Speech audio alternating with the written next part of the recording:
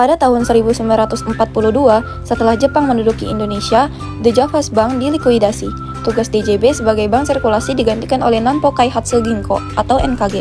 Lebih lanjut, pasca kemerdekaan Indonesia tahun 1945, DJB kembali didirikan oleh Nikah untuk mencetak dan mengedarkan uang Nikah. Akan tetapi, sesuai dengan mandat yang tertera pada Undang-Undang Pasal 23 tahun 1945, pemerintah RI kemudian membentuk bank sirkulasi yang bernama Bank Negara Indonesia atau BNI. Supaya kedaulatan ekonomi Indonesia kembali ditegakkan, BNI menerbitkan uang sendiri bernama Uang Republik Indonesia atau ORI.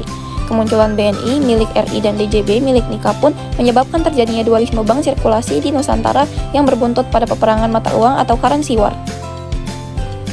Pada masa ini, uang DJB disebut uang merah dan uang ORI disebut uang putih. Setelah konferensi meja bundar yang dilaksanakan pada tahun 1949, di mana Belanda bersedia mengakui kedaulatan Indonesia, salah satu hasilnya menetapkan DJB sebagai Bank Sirkulasi Republik Indonesia Serikat atau RIS. Pada 1951, muncul desakan yang mengharuskan untuk mendirikan bank sentral sebagai wujud dari kedaulatan ekonomi Republik Indonesia. Oleh sebab itu, pemerintah memutuskan untuk membentuk Panitia Nasionalisasi DJB. Lalu, pada 1 Juli 1953, pemerintah RI menerbitkan UU No. 11 tahun 1953 tentang Pokok Bank Indonesia, di mana Bank Indonesia resmi berdiri sebagai Bank Sentral Republik Indonesia. Saat ini, tugas BI tidak hanya sebagai bank sirkulasi saja, tetapi juga sebagai bank komersial. Pada 1999 dibentuk UU No. 23 tahun 1999 tentang Bank Indonesia. Kemudian, BI ditetapkan sebagai bank sentral yang bersifat independen. Menurut UU tersebut, tujuan BNI adalah untuk mencapai dan memelihara kestabilan nilai rupiah. Jauh sebelum gedung Bank Indonesia Kota didirikan, di tempat tersebut berdiri gereja umat Protestan. Namun, pada tahun 1628, bangunan gereja dibongkar karena digunakan sebagai tempat meriam besar ketika pasukan Sultan Agung dari Mataram Islam untuk pertama kalinya menyerang Batavia atau Jakarta. Pada tahun 1828, Belanda membangun gedung The Javas Bank di tempat tersebut. Setelah Indonesia merdeka, terjadi proses nasionalisasi The Javas Bank. Seiring dengan langkah tersebut, mulai tahun 1953, gedung The Javas Bank menjadi gedung Bank Indonesia Kota.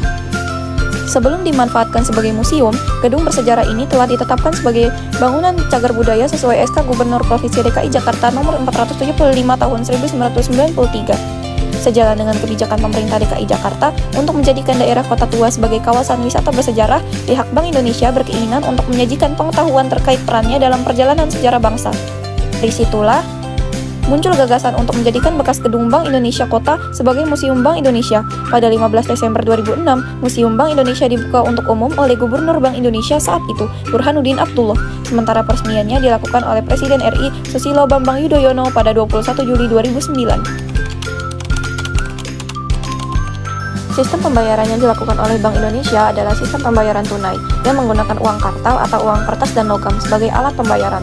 Sedangkan pada sistem pembayaran non-tunai, instrumen yang digunakan berupa alat pembayaran yang menggunakan kartu APMK, cek, biliar giro, nota debit, maupun uang elektronik atau card-based dan server-based.